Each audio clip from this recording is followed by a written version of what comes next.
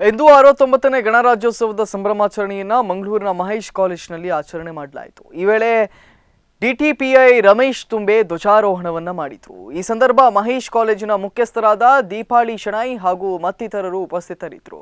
ತದನಂತರ ಸೈಕಲ್ ಜಾಥಾವನ್ನ ಹಮ್ಮಿಕೊಳ್ಳಲಾಯಿತು.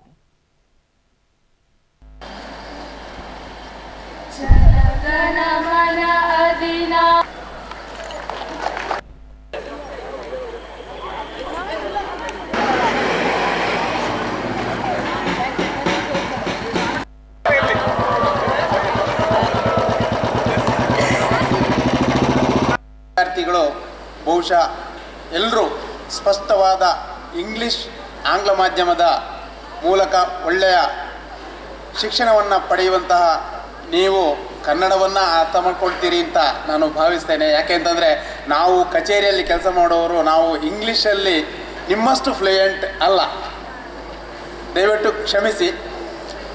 ಹಾಗಾಗಿ ನಾನು ಕನ್ನಡದಲ್ಲೇ ನನ್ನ ಒಂದೆರಡು